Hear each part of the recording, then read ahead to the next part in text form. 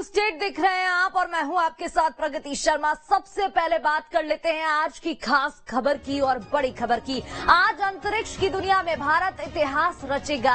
आज चांद की सतह पर सॉफ्ट लैंडिंग जब होगी चंद्रयान 3 की, तो भारत ऐतिहासिक पल दर्ज कर लेगा। शाम 6:04 पर चांद की सतह पर लैंड करने की तैयारी है। चंद्रयान 3 को लैंड कराया जाएगा, सॉफ्ट लैंडिंग होगी, तभी मिशन सक्सेसफुल होगा। तो साउथ पोल पर आज पहुंचने वाला भारत दुनिया का पहला देश बन जाएगा अगर ये मिशन सक्सेसफुल रहता है तो। और जहां तक सारे विशेषज्ञ कह रहे हैं कि मिशन जरूर पॉजिटिव होगा। मध्य प्रदेश, छत्तीसगढ़ के स्कूलों में इसी कड़ी में चंद्रयान की लैंडिंग का लाइव प्रसारण भी किया जाएगा। तो देखिए, सबसे पहले चंद्रयान, फिर चंद्रयान 2 2018, चंद्रयान 3। चंद्रयान 2 में हालांकि हम सफल रहे थे, एंड तक पहुंचते पहुंचते निराशा हाथ लगी थी, जिसके बाद चंद्रयान 3 इस मिशन में जो गलतियां पहले हुई थी वो ना दोहराई जाए, इन बातों का ध्यान रखा गया है। साथ ही इस मिशन में ये भी ध्यान रखा गया है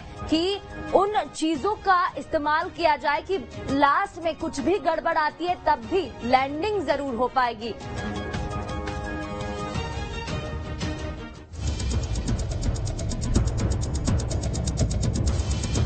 चांद पर लहराएगा तिरंगा, चंद्रयान 3 की सफलता से दुनिया में बजेगा भारत का डंका। चंद्रयान 3 मिशन कामयाबी से अब चंद कदम दूर है। चांद की सतह पर विक्रम लैंडर को उतारने का काउंटडाउन शुरू हो चुका है। सॉफ्ट लैंडिंग से पहले की प्रक्रिया के तहत लैंडर की इंटरनल जांच की जा रही है, उसके सारे पैरामीटर चेक किए जा रहे हैं, सेंसर समेत सभी उपकरण सही से काम करें, इसकी जांच भी जारी है। जिसके बाद धीरे धीरे लैंडर की रफ्तार 1680 मीटर प्रति सेकंड से 2 मीटर प्रति सेकंड पर लाई जाएगी।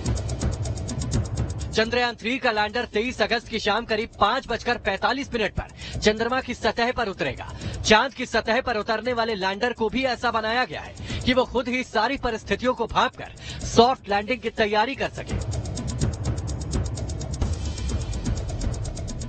लैंडर को ये अपनी तरफ से स्वतंत्रता है कि जब वो आखिरी 150 मीटर की ऊंचाई से वो हैजर्ड को डिटेक्ट करेगा तो उस समय उसको किस तरीके से अपने आप को ग्राउंड के लिहाज से शिफ्ट करना है ताकि जो उतार हो वो सही जगह पर अधिक से अधिक प्लेन सरफेस के ऊपर हो, ताकि कोई बोल्डर बीच में इतना ऊंचा ना आ जाए कि जो परेशानी पैदा करे।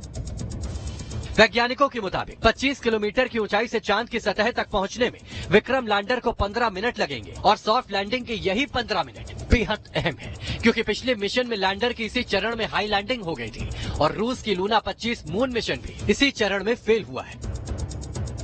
तो जो 15 मिनट का जो टाइम है जिसमें ये 30 किलोमीटर लगभग 30 किलोमीटर की ऊंचाई से लैंडर जो है चंद्रमा की धरती पर उतरेगा, वो बहुत ही नाजुक क्षण है। वो कई चरणों में उस प्रक्रिया को किया जाना है, जिसमें कि शुरू में तो एक तेज रफ्तार से इसकी गति को कम किया जाएगा, उसके बाद जो है ज्यादा धीमे धीमे तरीके से इसकी गति को कम किया जाना है।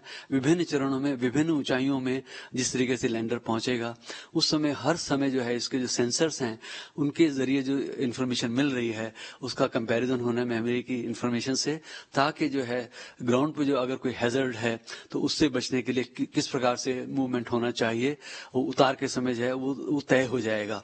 तो उस तभी जो है एक निरापद उतार जो है फाइनली हमको मिलने वाली है।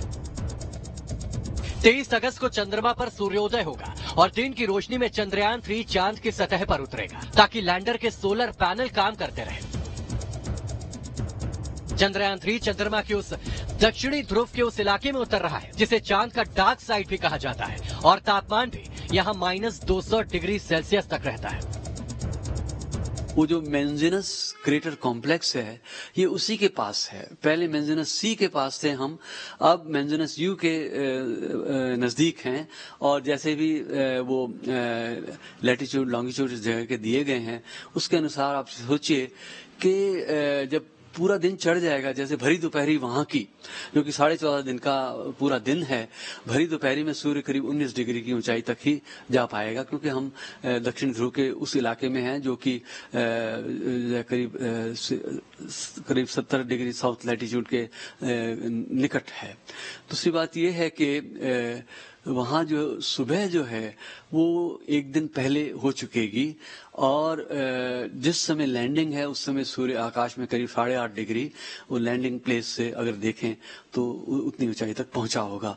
वो ऊंचाई जो है सफिशिएंट है ताकि लैंडर और बाद में रोवर के जो सोलर पैनल्स हैं वो ठीक से काम कर सकें और यंत्रों को ऊर्जा दें जिससे कि यंत्र जो है अपना कार्य संपन्न कर सकें। विक्रम लैंडर की सॉफ्ट लैंडिंग होते ही लैंडर से रैंप के जरिए 6 पहियों वाला प्रज्ञान रोवर बाहर आएगा और इसरो से कमांड मिलते ही चांद की सतह पर चला जाएगा। रोवर के पहिए चांद की मिट्टी पर भारत के राष्ट्रीय चिन्ह अशोक स्तंभ और इसरो के लोगों की छाप छोड़ेंगे। रोवर और लैंडर 14 दिन तक प्रयोग करेंगे।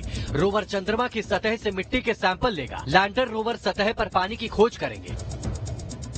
इसरो के मुताबिक रोवर से मिली जानकारी लैंडर को मिलेगी और लैंडर इन्हें प्रोपल्शन मॉड्यूल को भेजकर इसरो तक पहुंचाएगा। चंद्रयान 3 धरती से आने वाले रेडिएशंस की स्टडी करेगा, चांद की सतह पर भूकंप का भी अध्ययन करेगा, तस्वीरें और डेटा इसरो को भेजेगा। यानी पूरी दुनिया की निगाहें भारत के चंद्रयान 3 मिशन पर टिकी है, क्योंकि जिस दक्षिणी ध्रुव पर लैंडर उतरेगा वहां आज तक कोई नहीं पहुंचा है और वहां पानी होने की संभावना सबसे ज्यादा है।